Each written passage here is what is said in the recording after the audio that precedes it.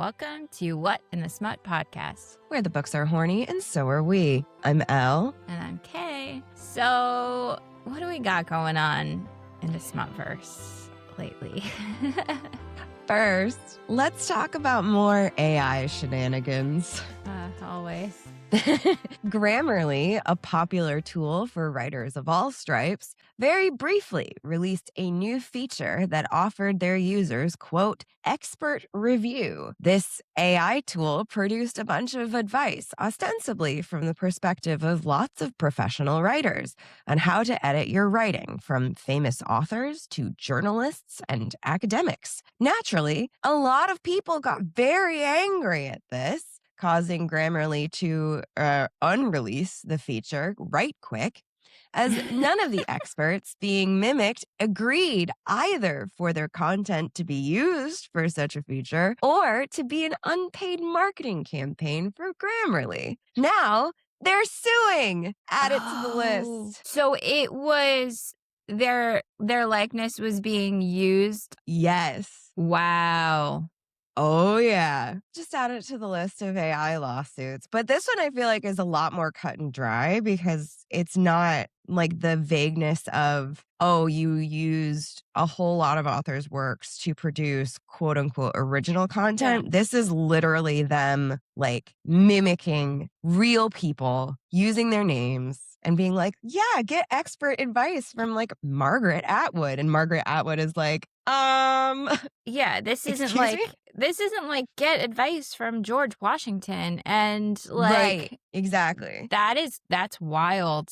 Wow. Mm-hmm. That's marketing 101. You don't do that. Yeah, like what the hell? We've strayed so far from our roots. You know what though? It's just another one of those big companies seeing what they can get away with. Yes, absolutely. It's just like it's so brazen. Like as to be like, are you really this stupid or did you think you could get away with it? You know, like yeah. I don't know. They thought they could get away with it, I'm sure, because yeah. That's what it is, pushing all the boundaries right now. Love that for us. On to the good news. Yes. The UK's National Year of Reading is going well. Oh, right. I love this update. Yeah. So we spoke a few months ago about Stephen Fry and the campaign to gather the world's most unputdownable books in the hopes of sparking more interest in reading. The work isn't done. The Guardian released a story focusing on schools across the country that are building a culture of enthusiasm around reading. They're having dress-up days and story time and book clubs, and they're all coming together to work to reverse the national decline in reading. Now, it is still dire. Almost half of England's library staff have lost their jobs since 2010. But the stories that they featured in this article were just so heartwarming, where like a local philanthropist like donated to build like a teeny tiny new library for the school. And like all the kids are like so excited. They have the older kids reading to the younger kids. I love that. So they have like book clubs like across grades. They're having parents attend their children's phonics lessons for like grade 1 so that they can support reading at home. It's so exciting. It gives me hope. Well, and you so very rarely hear about somebody that's like, I hated reading growing up, but now I'm reading 2-3 right. books a week. It's always the people that were like, I grew up with a book in my hand. Right. And have continued that. So to start this love of reading so early is hopeful. Yes. It brings me joy to see the country doing everything it can to spring back from the drastic decline in book lovers. And as we've talked about, reading expands your worldview. Reading expands your ability to empathize with other people. And perhaps we could take a page out of that book, if you will. Now, let's talk about a book that has me springing back in horror for multiple reasons. Oh, okay? Man. Yeah. There were several times where I was like, Elle's gonna hate this. So this week we read a wildly popular on Book Talk and Bookstagram, Mating with Mallows by Nora Noodle. Happy Easter to all who celebrate. And the synopsis says Cecilia Reynolds has hated sweets ever since she was a child, particularly those of the pastel Easter candy variety. This earns her teasing from friends and colleagues due to the passionate nature of her vehemence. But can one chance encounter with sentient marshmallow rabbit hunks change her mind about this aversion forever? Your face right now is already like thinking about the sugar content. I mean, like, this is truly, we talked about this when we picked this book for this week of like, Yes. we knew I was going to hate it. Yeah. We did. But the problem was I didn't know how much I was going to hate it. See, I thought that I had read this one last year. Yeah. Because I had downloaded it to my Kindle, but I had no recollection of it. So maybe I didn't. Yeah. Maybe I just downloaded it and then like it got kicked off the shelf when I ran out of unlimited space. Sure. But Yeah. you know, there were several times where I was like, oh no, she's gonna hate this. She's gonna hate that too. So much of this was an experience, but where would you put it on our smut scale? This is a 3. There's 3 participants. Ooh. There's there's nothing particularly extra kinky outside of the fact that there's 3 of them. It's Yeah, we get an Eiffel blindfolding. Tower and that's about it. Yeah. So it's in terms of like the direction this could have gone, it's pretty tame. Yes, true. She had a whole pack of peeps that could have been part of the fun. She could have gone with bunnies and ducks and eggs. Like she could have gone with a whole bunch of. There could have been a menagerie, but instead, a menagerie for a menage. Yeah. But instead, we got pink and blue peeps. That's it. That's it. Were there any trigger warnings? I don't remember seeing any. No, there was a lovely dedication from my husband who always believed I could do this. Yeah. You know, that kind of unwavering support is what we all aspire to have. So I agree. I will say from a trigger perspective, the main character's father walks out on her when she's 6. Yeah. Which you wouldn't necessarily have expected from a 26-page book about fucking peeps. But that is kind of a central point. So it's worth calling out. Yeah. Otherwise, sticky. Yeah. That's all I've got for you. She does get blindfolded. So Oh, that's true. And there is an Eiffel Tower situation. So which she refers to as being turned into a rotisserie chicken. Rotisserie chicken. Which she's not spinning. I take umbrage with the fact that she's not spinning. Yeah. She's on a spit at most. Yes. Where did the reviews fall for this literary masterpiece? This had a 3.2 on Amazon, a 2.7 on Goodreads, which is kind of low for what it is and for how popular it was. Yeah. It's been a while since we've had some really good 1 and 2 star reviews though.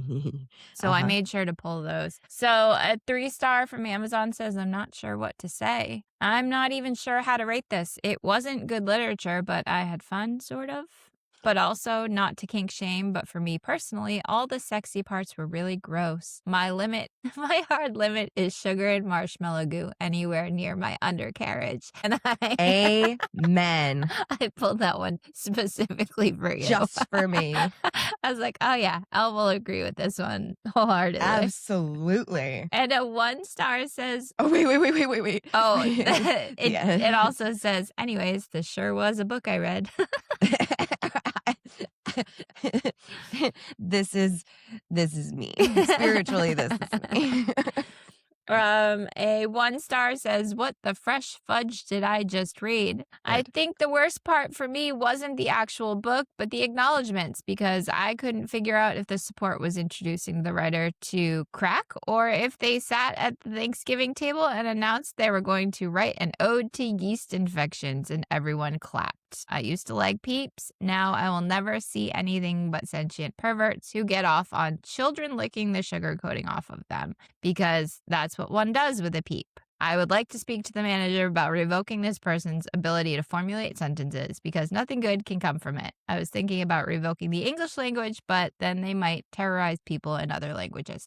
This is somebody that has quite literally never read a sentient object romance before in their lives. That is true. But I will say that I have thoughts about the child aspect of this. Yeah. Yeah, because it's a deep-seated childhood issue. Indeed. Yeah. We'll get there. We'll get there. A 2-star from Goodreads. Who is Peter Topside? He does a lot of reviews on Goodreads. We've pulled a bunch of his stuff. I see. We've pulled a bunch of reviews from him. A lot of the sentient object stuff he will. I think he's an author also. Oh, but okay. he reviews a lot of the sentient object romances. Got it. Okay.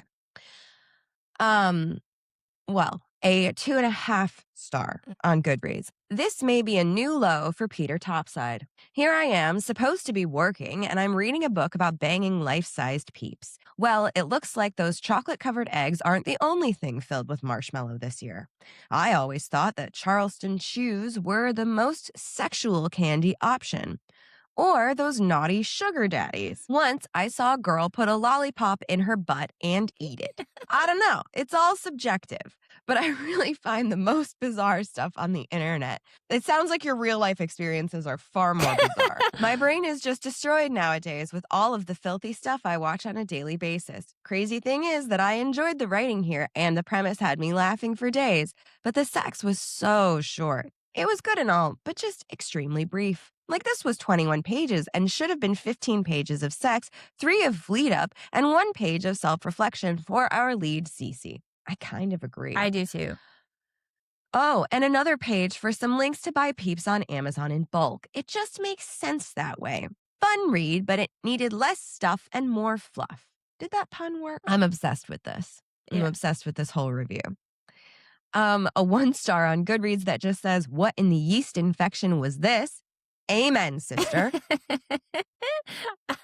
That was an extra little ad in there. Love it. And finally, a 5-star, because there has to be one. This is a sentient object romance. What are we doing here, folks? Exactly. Don't bother looking at all the negative reviews. It's 21 pages and on Kindle Unlimited. What do you got to lose? There wasn't just one, there was 2. One was pink and one was blue. Did I just become Dr. Seuss? I sure as shit did. This novella was such a great time. I was fully expecting the writing to be mediocre. Not only was the writing really well done, but the storyline was pretty deep. Pun intended. I laughed so hard and enjoyed every single second of this short novella. I didn't want it to end. I also have a lavender marshmallow candle going that really set the vibe. Yeah. I read this with my friend Jess and my husband, and we all enjoyed it. Couldn't be me. I have questions. Yeah. As always. Before we give the disclaimer, I hate food-scented candles. All of them? Like any? Almost all of them. Mostly sugary ones. Yeah. Mostly sugary ones. Like, apple is on thin ice for me, but like if it's like an apple cinnamon fall-y type candle, I'm on board. But pretty much every other food smell, I'm like, this is disgusting. It's like a pumpkin strudel scented candle. That sounds horrific. I am obsessed with it. It smells so good. It smells like fall. Like a pumpkin. Like a pumpkin spice latte mixed with apple crisp. It's so good. It smells so good. Absolutely not. Absolutely Interesting. Well, to each their own. As always, we are going to be going through a full rundown of this plot. There will be spoilers. If you want to give Nora Noodle her page reads, there will be a link for this one in our show notes. And are you ready to get into it? God, as ready as I'll ever be. All right, let's do it. Let's do it. We start at work. The descriptions were too much, but like in a good way, I guess. Yeah. Like, we start with Cece and Miranda. Her best friend is apparently also her coworker. They have a shared cubicle. Mm-hmm. And she says, Miranda, her best friend, says, "Come on, Cece, just try one." And she holds aloft a glittering bonbon of a marshmallow, the remnants of its friend's carnage staining her tongue yellow. Okay, so I don't particularly like Peeps either, but also... Interesting, okay. Because I despise them, but... I don't despise them, but, like, it's not... I would prefer them, like, that's not a bad thing to bring camping with you, because a Peep in a s'more gives a little extra something. So, like, roasting a Peep on, like, over a fire gives a little extra oomph to a s'more. Also, replacing the chocolate with a Reese's peanut butter cup is top notch. Damn. It's so good. Or let's just talk about the elevated. The Andes Thin Mints. The Andes Mints. Yes. I have done that. And because everyone is obviously here for our camping tips. Yeah. If I've roasted apples. You wrap them in tinfoil. Yeah. And you just roast them over the fire. And they're really good. Sprinkle them with cinnamon. Yeah. Interesting. Yep. One thing I did note here was that it seems like they work for Dunder Mifflin. Paper selling company. A small town paper selling company? What is this, The Office? Yeah. I mean, here's the thing, though. These are adults, okay? Yeah. I don't think I've ever, in my adult life, found out that somebody didn't like something and tried to continually pressure them into trying it. Over and over and over again. And also, like, we're talking about a seasonal candy here. It's like there's a very short window where it's even part of your thought process. Yeah. Like, to think about Peeps, to be so hung up on a friend not eating them to the point where you're triggering her every single day for multiple days during the spring just seems insane to me. And also they're like throwing Peeps at her over her cubicle walls. True. Which, like, you're going to get ants. There's going to be bugs. This is true. This is a very good point. We do get, as if it wasn't enough that this time of year always reminded me of when my dad walked out as a child, everyone now thought it was peak entertainment to pressure me to bend until I joined in on the consumption of their favorite pastel sweets. That was sentence number 4, for the record. Yes, and it's like word salad there. Like, it just was too much. But also, jump scare with... Oh, yeah. She could have just hated Peeps. Yeah. Like, we didn't need there to be childhood trauma.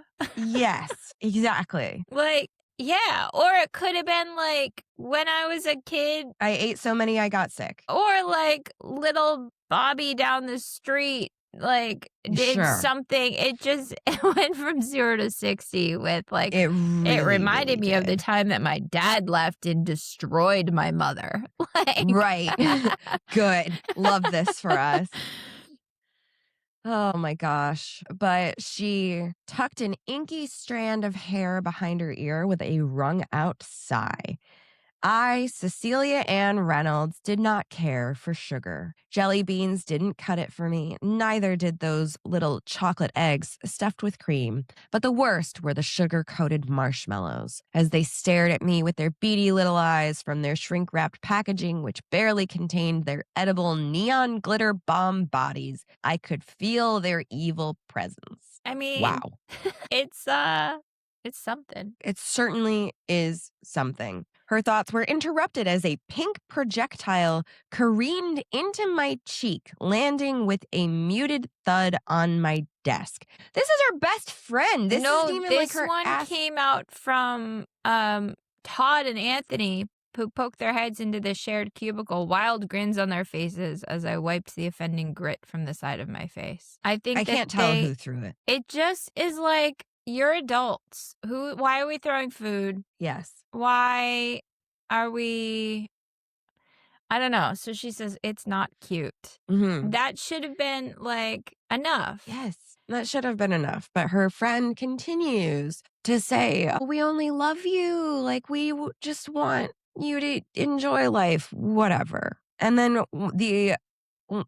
Anthony says, they taste even better if you microwave them. Did you eat them straight from a package last time? Okay, so side note, do not put Peeps in the microwave. They explode and catch fire. They're a huge risk. Oh, I mean, I've done it before because they do get bigger. It's fun to like... Yeah, but their sugar content is so high, you can get third-degree burns from microwaving a Peep. Don't do this. Molten sugar is really dangerous. Yeah, that's fair. Have you ever, though, if you put 2 of the ducks and you put toothpicks in them, you can put them in the microwave and it's like they're fencing because as they start to... The toothpicks. Yep. That's just for funsies, though, not to eat after. Okay. Allow me to amend.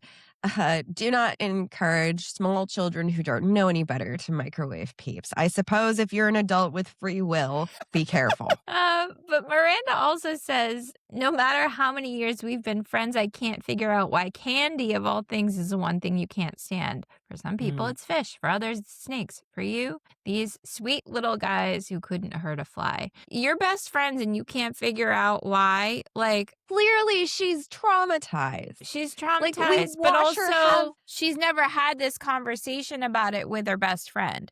So, I mean, we've had conversations about childhood traumas. True. I don't know that there's anything you don't know about me at this point. Same. Especially the really tough shit. Like, I know. But you talk to your friends about things you don't talk to your therapist about. Yeah, 100%. My therapist doesn't know a lot. My therapist does. We're working on it. Oh, I'm so happy for you. That's great. Thanks. It's hard. My therapist is not ready for any of my shit. Oh, man. But Anthony's comment of, did you eat them straight from the package last time, triggers an episode for Cece, who then is forcibly reminded of being 6 years old and sneaking into the pantry to steal a packet of marshmallows and had just popped one into her mouth when her mother answered the phone and started wailing. It turned what had once been a highly coveted treat to ash in her mouth. Nothing had tasted the same since. So she thinks about how this is not the time or place for that, which is important to be able to identify when you can and cannot spiral. And at that point, though, her friend Miranda is like, I took it too far. She can see. She still doesn't know why, but she can see. And she's like, never mind, let's go get some lunch. And they move along. So this incident truly traumatized her, though, because she literally has night sweats and dreams in which she relived the worst day of her childhood over and over. What had been for years a quiet joke amongst my friends was beginning to reel back in everything I had worked so hard to forget. So she had thought about calling the mental health center, but somehow couldn't muster the courage. Like, that's realistic. Yep. If you haven't done therapy, getting yourself to the point to actually take that step to do it. But then she's thinking about how if she did, she would have to relive the fact that her father moved across the country after he met someone else, never came to a softball game, never called, never showed up for my birthday parties, and how I've never been able to fully trust a man since. She was 6. Yeah. So you never were able to trust a man. Like, I'm sorry. That's just, you don't, never mind. I digress. It was too deep of a of a plot point for what this was. I agree. Because she's also like, I don't know. I guess like the problem that I have is that we aren't going to like build up in any way to her deciding that she's going to purchase the Peeps while she's at the grocery store. Like we've just gotten through paragraphs of her being like, this is so traumatizing that I haven't told anyone in my life. I have not had this conversation with my best friend. I can't even call the mental health center because I don't want to talk about it. I don't want to think about it. I'm having nightmares.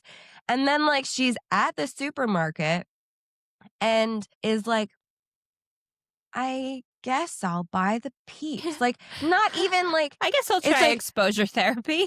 Right. Like, it's like, oh, I can never fully escape them. She can see them in the candy aisle. And then as if like she was losing her mind, she follows this imaginary voice that says, just try one, just one, and then maybe you can forget. Like this, do not attempt exposure therapy without a professional. Yes. Or at least a friend. Crazy. Yeah. Yes. Anyone. Just there was for how deep and traumatic this experience was for her and how unable to deal with it she is. Yeah. The fact that she just immediately jumps to, I guess I'm going to buy a package of them and eat them at home and hope that something changes. I don't understand. Yeah, it was a big, I mean, but there's a goal that she needed to get to. Yes. And here we are standing in the Peep aisle of the grocery store. A veritable rainbow looked back at me. Pink, yellow, green, blue, purple. Yep, all of the colors of the rainbow. 10 different flavors and 5 different shapes to boot. If I were really about to do this, though, I'd have to go with the classic combination. I had to erase the original memory from my mind, push it back as far as it would go.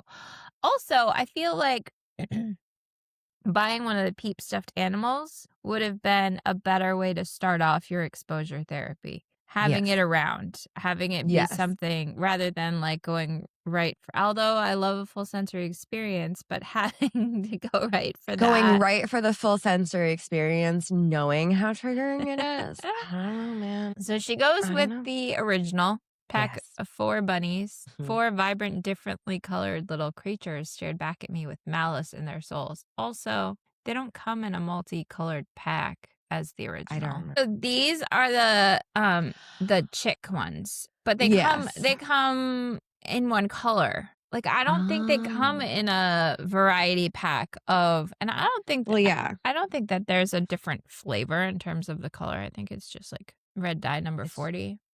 Yeah, I assume. Although red dye number 40 isn't on this, so it must not be. I think they have to include that, right? Yeah. Carmine color. And natural flavors. Did you know that a lot of times natural flavors is made from an oil that's secreted by a beaver? And wait, I'm sorry, back up. Are we talking about natural flavors in like no way.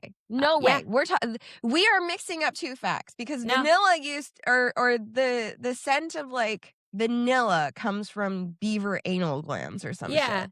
There's no way we're getting that in our food. Don't tell me these horrifying facts. Castoreum is a natural flavoring derived from the castor sacs of beavers located near the base of their tail, which can produce vanilla, raspberry, or strawberry-like scents. But natural flavoring. But castoreum is a natural flavoring. Yeah, but like I don't think... now I have to Google this. While FDA approved and historically used, it's extremely rare in modern food production due to high costs and ethical concerns. It was historically used in perfumes, foods, and beverages. Candies, puddings, ice cream. Perfumes, yes. Candles, yes. But candies, puddings, and ice cream. It's got a sweet vanilla-like aroma often described as having raspberry or musky notes. It was used in food. Vice has an article, A History of Flavoring Food with Beaver Butt Juice. Okay. Sure, I believe that for historical, but like maybe not anymore, but that would be my guess. But yeah, natural flavors. Okay, that's horrifying. Let's move on. I'll learn something new every episode. Incredible. Thank you for expanding my knowledge. You know what? Always, I'm here for you. So she decides to open up the pack of fictional multicolored peeps because we have since proven that they don't come in multicolored packs. Also, this is never referred to as peeps. True. We are just that's like saying Band-Aid for a plaster, if you will. Uh-huh. I was like, or Kleenex for tissue. Yes.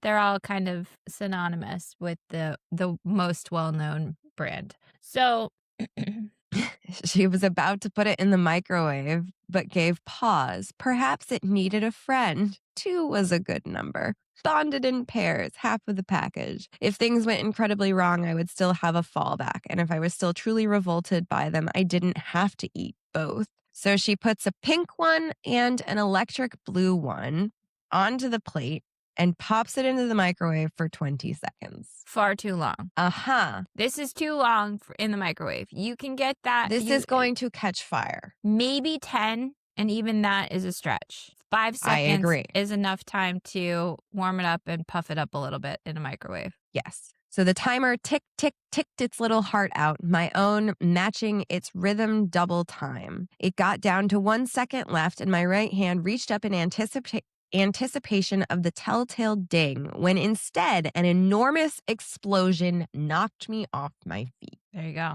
20 seconds is too long. Too long. So she is afraid that she has broken her microwave or set her house on fire. Yeah. But no, it's worse than that. She hears, that's better. A deep, sensual voice crooned from my left, and my head whipped around. Again, with an explosion and all of a sudden hearing a deep male voice.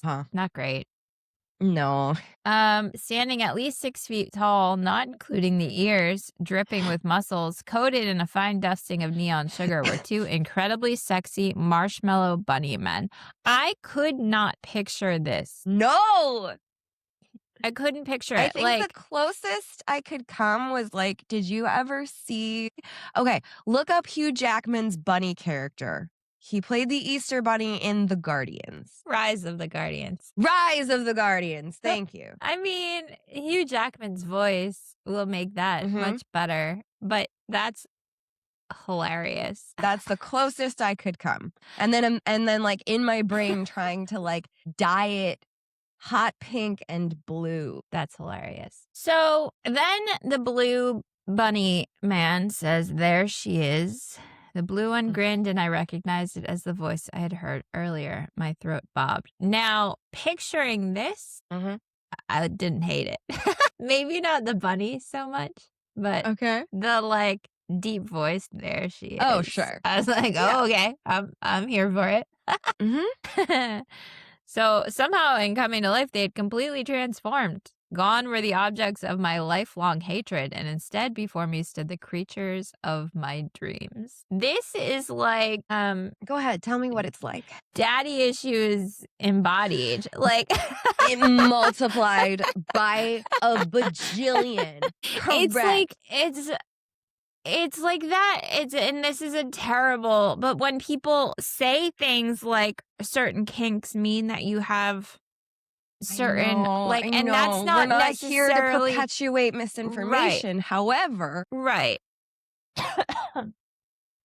like that's not always the case by any means, but like this is one of those things where this is a person that sees that as true. Like, I've got all of these issues with my dad stemming from this one thing, so let me turn them into something sexual instead, is like kind of icky. Very probably. So the penguin says, we've been waiting all evening for you to free us, leaving us all alone in that cold packaging in the pitch black innards of your shopping bag. Tisk tisk. Now, the problem I have many problems with. So they come around the counter and she sees that they are fully naked and hung. Yep. The sight of their twin erections towering over me made my mouth into a desert ravine. Mm-hmm. And she can't help herself but reach for Pink's bare chest. She dubs them in her head Pink and Blue. Yeah. They don't introduce themselves as such, for the record. No. But the moment that I knew that I was going to have a problem was when she reaches out to touch his bare chest and sugary grit met my palm as I stroked down his 8-pack in amazement. Not a great start. 8-pack, though. That's great. Fantastic. Love that for you. Keep it the fuck away from me. The 8-pack or the sugar? The sugar, Okay. obvious. Okay. Then she breathes, "Who are you?" And he whispers, "We've missed you, Cecilia. All these years we've watched as you passed us by, never giving us a fair chance until today. Being denied the feel of your lips, the flick of your tongue." The fact that he said we've missed you, that's the part that fucks this up royally. Yeah. Because the last time she had one, she was 6. Ugh, you're right. Fuck. Yep. That one sentence changes things entirely. Yes. Wow. If we hadn't had this, I wouldn't hate it as much. Mm-hmm. If we hadn't had this, I would just be like, ah, yes, a sugary coated being, my brand. But this is bad. Yeah. It's like the stemming this whole thing from the dad leaving and a childhood trauma. Yes. Does not work for. No. Wow. No. And also that makes him calling her a good girl even ickier, and that never gives me the ick, and now it does. Oh, damn it. I ruined it for you. Yeah, you did. Yeah, because he traces a grainy finger and just grainy traces the arc of her lower lip, and she licks his finger. She sucks it into her mouth, and he says, "That's a good girl." Mm-hmm. Yuck. And I highly doubt that was intentional on the author's part. Yeah. But yeah, no. No. Oh, damn it. Well, now I'm gonna see things through a different lens now. So I would say I'm sorry, but I'm not. Yeah. If I had to hate it, I'm gonna make you hate it with me. Yes. Come to the dark side. So if we're going to ignore the horrifying fact that these are the same marshmallow treats from when she was 6 years old. Yes. Blue came up on the other side of the island, starts massaging her shoulders. Mm-hmm. And we keep getting like fluffy goodness. So like they're firm and yet a little fluffy. She is sucking on Pink's fingers still. And it says, "As crystals coated it, I feared the mallows might dissolve beneath my ministrations, but they seemed to hold firm. Their fluffy goodness regenerated for each bit of their deliciousness I swallowed." Like, it's that sentient object magic. Sure, but like that only made it worse for me because like she's gonna get fucked by one of these creatures. Yeah. So that marshmallowy coating is just gonna come off in her vagina. Yeah, that's true. Also, Pink threads his fist into the hair on the nape of her neck. Like, can you imagine a sugar-coated hand getting in your hair? See, I don't mind having a hand in my hair. The problem is that it's covered in sugar, Yeah. Kay. However, they're going to give her the aftercare later. They'll give her well, they're going to stick her in the shower and then keep their hands away so they don't melt. She's going to have to care for herself. None of this works for me. Sugar stubbled kisses along her throat. Which they haven't really said much to her other than that's a good girl and there she is. And she is at the point of begging. Please, I guess, between hitched breaths. And the Mallows seem to know exactly what to do. A choreographed dance of the sugar plum dicks. The only line I like. So then they pick her up and bring her 10 feet to the couch in her living room. And he tells her to kneel on the couch, which, like, is she facing the wall? Is she facing them? Is she I need some more. For as flowery as some of this is, some of those logistics, I needed a little more information. I agree. Again, he calls her a good girl, which was fine until you ruined it for me, so thanks for that. You're welcome. They ask her if she's ever been with two before, and she says just once, thinking back to her college days. We got more description. This is Wilds, too. Yeah. Yes. Yeah, a sloppy frat party, a couple of dudes I had never seen again in a bed while my then best friend and roommate had been having her own sexual celebration on the other side of the dorm room.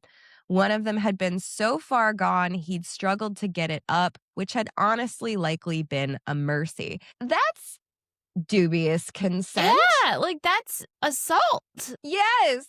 Yeah, it's so far gone. There were so many dark elements to what could have been a very lighthearted book that you still would have hated. I still would have hated it, but it would have been a fluffy Easter read instead of problematic plot points galore. That's not what I'm here for. So she just says two men a long time ago, and Blue chuckles and says, well, buckle up, sweetheart. We're no normal men. Well, yeah, no kidding. That was all the warning I had before they plundered me. Also, she's blindfolded at this point. Yes, she is. They, something silken was tied around her eyes. I thought about protesting, but failed to find my voice as I felt four powdery hands lavishing my stomach, my thighs, as my clothing began to be peeled off my skin. They're gritty. This is going to feel like sandpaper. Yeah. This is not a fun sensory experience to me, I guess. I don't think that. I mean, it did get changed to powdery, which is a different consistency than the gritty that we were getting before. I know, but Nora Noodle, the author had been so specific that the kisses that he laid on her neck were sugar stubble and that his body, when she touched it, was gritty. And so was the finger that she was sucking on. Yeah. Yeah. I mean, this is pretty much the only skin on sugar contact that we're getting, except for I felt pink nudge at my entrance, a slick, gooey coating helping to ease it in until he filled me to the hilt. But what I mean is in terms of hands on the rest of her body. Okay, sure. But also a slick gooey coating. Is this candy lube that he's brought with him into this situation? Is unclear. This marshmallow pre-cum? Is this? I think it's marshmallow pre-cum. As Pink eased out his gelatinous tip, stretching my tight pussy before slamming back into me in ecstasy, I swirled my tongue around Blue's cock, eliciting a few beads of marshmallow fluff, which I greedily swallowed before moving on. I mean, you know how I feel about that. Indeed. And if you're new here, that's great. I love a full sensory experience. And if they're not human, make their cum not taste like human cum. I don't mind that. The problem is that it's described as marshmallow fluff and he's going to come inside of her. Pink set a pace which I could bounce along to as I used the momentum to ride his enormous, sugary schlong. I'm just, one of these days we're going to pick a book that I love and you hate. Are we? Because I don't know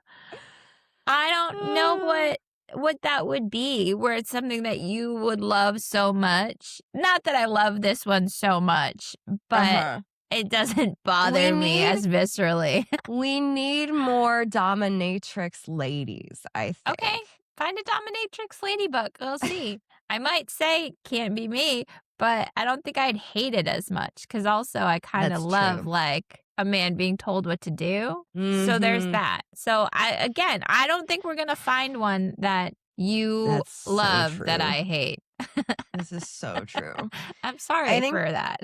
The problem is that one, reading makes you empathize more, and two, I have sensory issues. So empathizing with this character means feeling sticky, and I hate it. To say I licked him like a lollipop seemed inappropriate in this context because he was so much more. No mere sucker could compare to the life I felt pouring through this being. It couldn't twine its fingers into my hair, couldn't make those little grunts of satisfaction as I oscillated along its length. I have to say, like, this gives a good argument for like a vibrator is great, but it doesn't always do the full thing, you know? Yeah. So. Yes, absolutely. Pink thrust into her dutifully, one rough hand, rough. Now it's rough again. rough, coming around to my front to just the right. I saw stars as his thumb pressed down on my clit, feeling the telltale trails of pink coating he was leaving behind. Yes. Yeast infection. I gagged lightly on Blue's erection as I struggled to remain upright, every muscle in my body tensing in contradictory ways, even as I burned from within. Already. You are burning because it's already a yeast infection. The symptoms are starting. I cannot. Oh, man. So Blue goes, careful, sweetheart, because she's can't control herself. So it's a risk you're taking, Blue. Mm-hmm. Anytime a man gets a blowjob, they're taking a risk. Yes, indeed. And it says, the two cocks in either end of me, pinning me in place like a rotisserie chicken. And then she imagines what it would feel like to be a rotisserie chicken, to be spinning, the twisting deep at my center, even as my tongue became a cyclone around the cock in my mouth. It would be like licking an ice cream cone into oblivion, but so much sweeter. I mean, this is a realistic thought process. I agree. Like, to have the thought of thinking that you're like a rotisserie chicken, but then having being like, what if I really were like a rotisserie chicken? ADHD and I was tangent. Yes! Which is going to take me out of the moment. Yep. So then we get that she starts to give in to the dominance of Pink, and sensing my submission, Blue began to carefully ride my face. I don't know how that makes any sense. No, I feel like a man can't ride your face. No.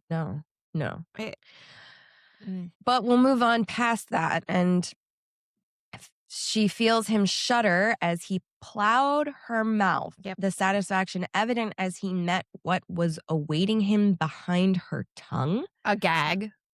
I suddenly knew I could drive him to his knees in the future with this move. The future. I was actually considering the fact that this might be my new normal, that I might want more of this. No, not just want, need, crave, in the way an addict couldn't stay away from their drug of choice. Sugar is a drug. This is crazy. They've said like a combined 6 words to her, and 2 of them have been good girl repeated over and over again. Listen.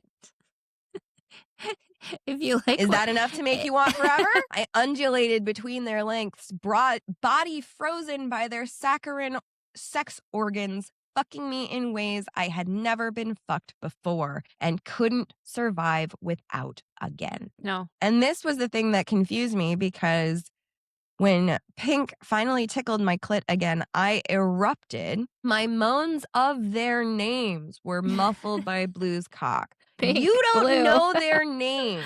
You just think of them as Pink and Blue, and is that their name?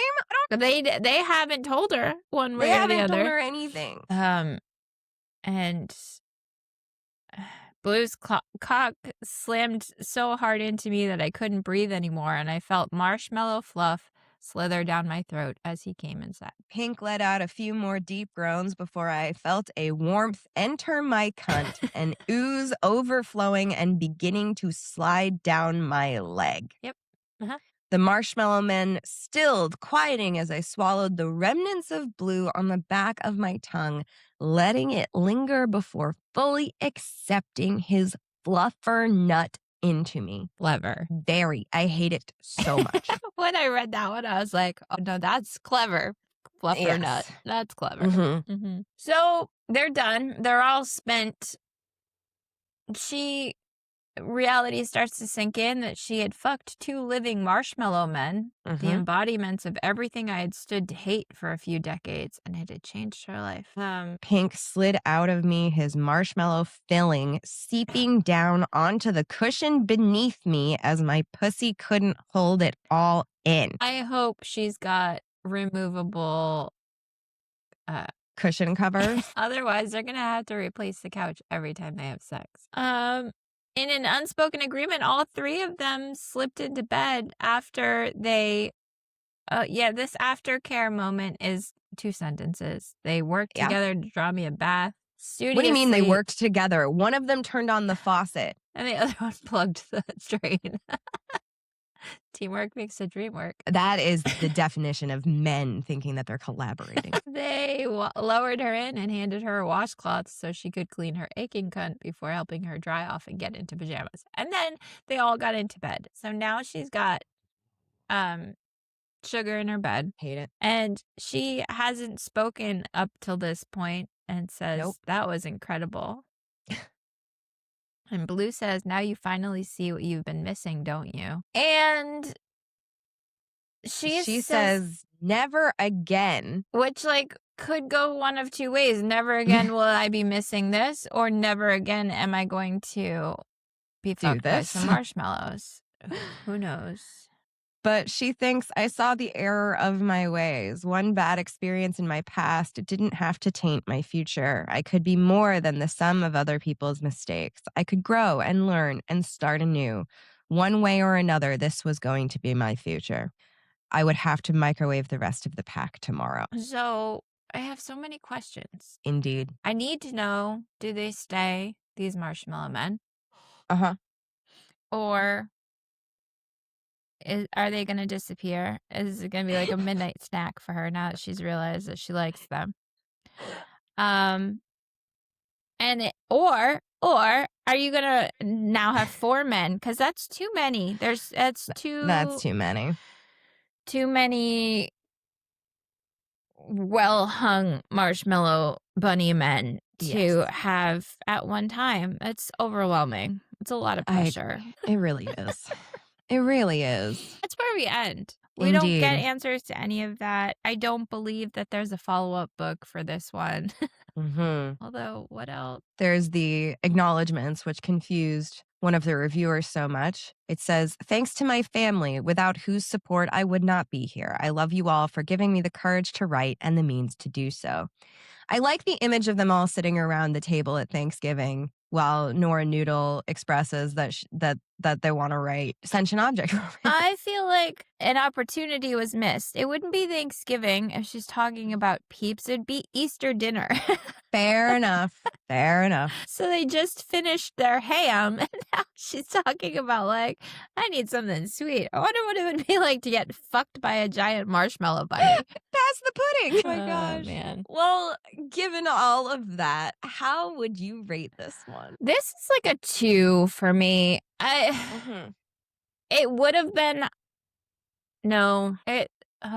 seeing it from the new lens that you've it's like a 1.5 actually now. Yeah. It's been bumped down because they've been watching her since she was a child, and that's really fucking creepy.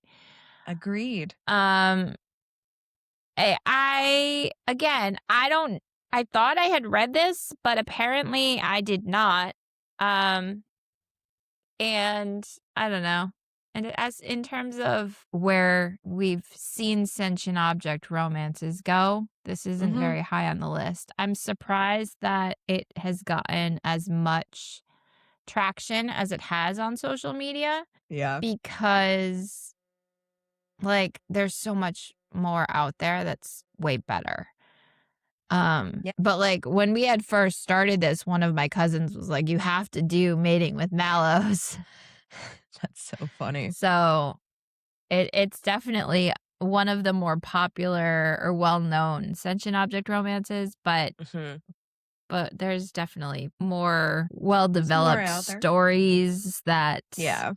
give me a little more to work with here. What about you? I give this half of a star.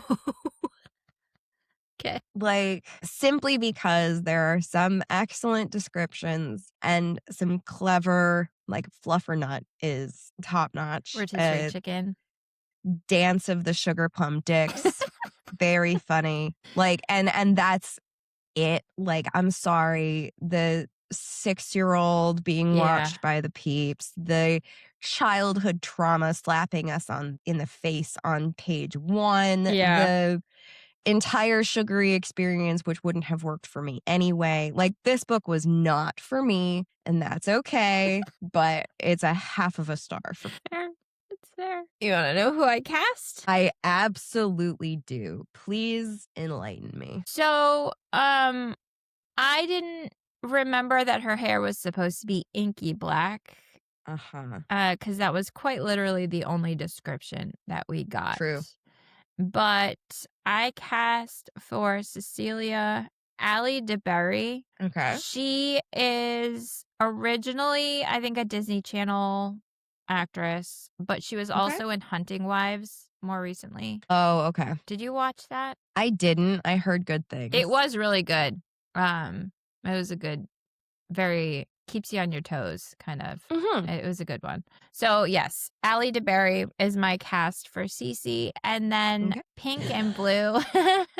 I went with Cole and Dylan Sprouse because I feel like Oh they my needed to be God. twins.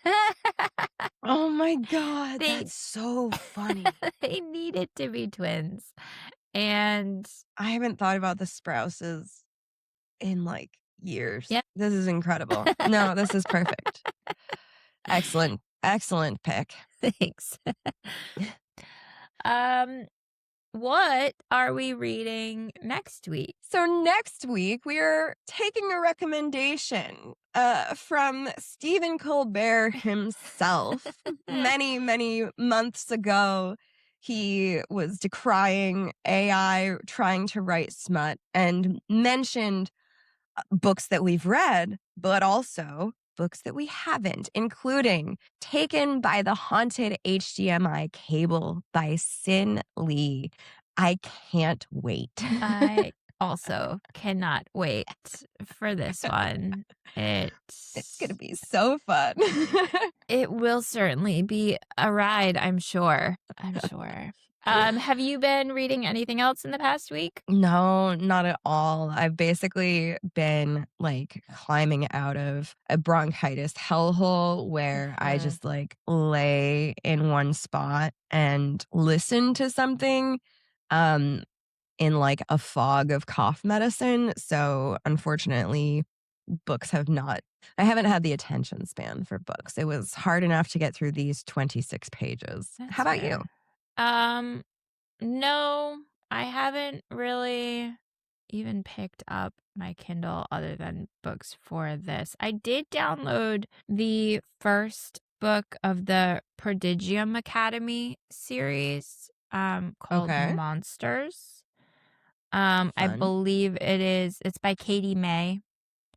Okay. She's got quite the backlog of books here. But yeah, I love a Why Choose, And it's been a while since I've read one of those. So, yeah, give me some reverse harem. Hell yeah. Well, if you're still here, we appreciate you, especially with this one. This was another interesting one this year. But don't forget to like, follow, subscribe, tell your friends, leave a comment. We've got links for everything in our show notes, including our Buy Me a Coffee page if you feel so inclined to support us as we continue to read the most unhinged, outrageous things that we can find. So we appreciate you. And with that, we are at our wits' end. I'll see you next time.